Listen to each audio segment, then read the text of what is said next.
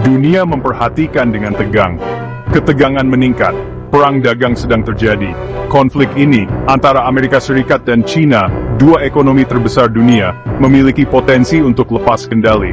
Taruhannya sangat tinggi. Ekonomi global saling terhubung.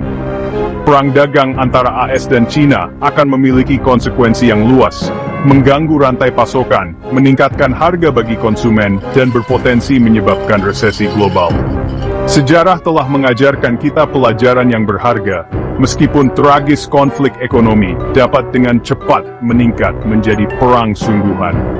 Ancamannya nyata, dan dunia harus menyadari bahaya sebelum terlambat. Tembakan pertama dalam perang dagang ini dimulai pada tahun 2018 ketika pemerintahan Trump mengenakan tarif pada barang-barang Cina senilai miliaran dolar. China dengan cepat membalas, mengenakan tarif pada barang-barang Amerika seperti kacang kedelai dan mobil. Meskipun ada gencatan senjata singkat pada tahun 2020, ketegangan yang mendasarinya tetap ada. Pemerintahan Biden, meskipun mengambil pendekatan yang lebih diplomatis, sebagian besar mempertahankan tarif yang diberlakukan oleh Trump. Inti dari konflik ini terletak pada ketidaksepakatan mendasar tentang aturan sistem perdagangan global. AS menuduh China melakukan praktik perdagangan yang tidak adil, seperti pencurian kekayaan intelektual dan transfer teknologi paksa. Ini bukan hanya tentang ekonomi, ini tentang kekuasaan, pengaruh, dan masa depan tatanan global. Untuk memahami gawatnya situasi saat ini, kita harus melihat kembali ke tahun 1930-an, dekade yang ditandai oleh gejolak ekonomi dan kebangkitan fasisme. Jatuhnya pasar saham tahun 1929 di Amerika Serikat menjerumuskan dunia ke dalam depresi hebat, penurunan ekonomi terburuk dalam sejarah modern.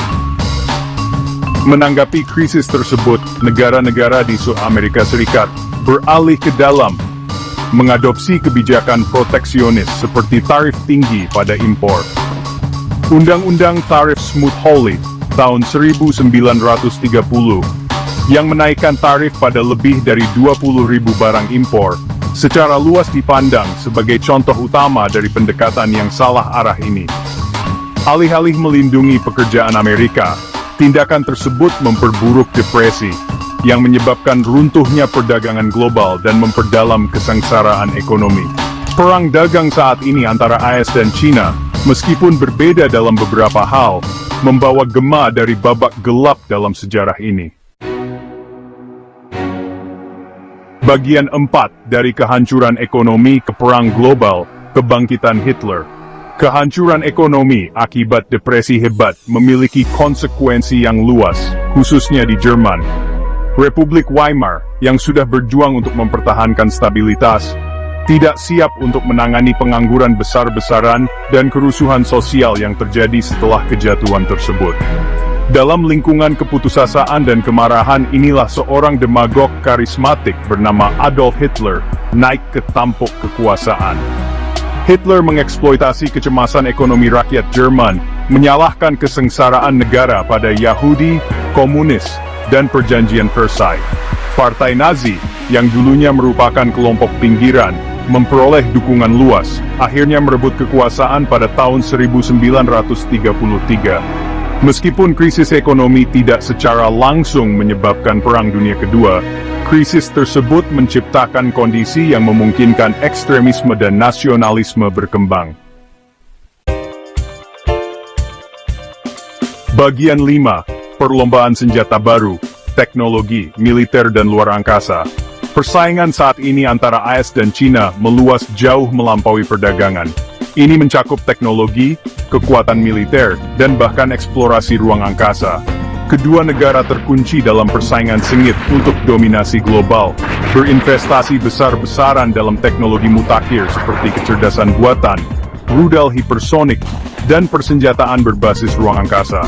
Kemampuan militer China yang berkembang, ditambah dengan kebijakan luar negerinya yang tegas di Laut Cina Selatan dan di tempat lain, telah menimbulkan kekhawatiran di Washington dan ibu kota lain tentang niatnya.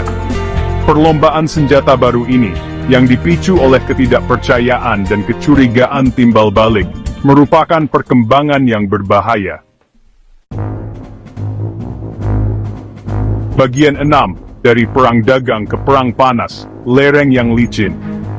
Jalan dari konflik ekonomi ke konfrontasi militer jarang sekali mudah.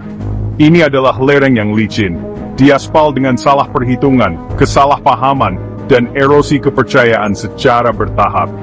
Dalam iklim ketegangan yang meningkat saat ini, bahkan insiden kecil pun dapat menimbulkan konsekuensi yang tidak diinginkan.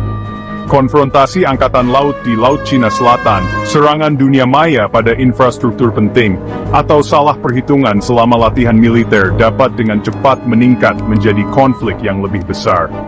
Begitu anjing perang dilepaskan, sulit untuk memprediksi seberapa jauh mereka akan pergi.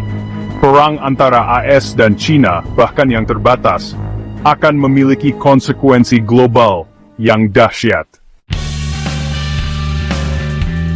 Bagian 7. Menghindari jurang, memperhatikan peringatan sejarah. Dunia berdiri di persimpangan jalan, jalan di depan penuh dengan bahaya, tetapi belum terlambat untuk mengubah arah. Pelajaran sejarah, meskipun menyakitkan, menawarkan jalan ke depan. AS dan China, serta kekuatan besar lainnya, harus melawan lagu sirene nasionalisme dan proteksionisme. Mereka harus memilih dialog daripada konfrontasi, kerjasama daripada konflik.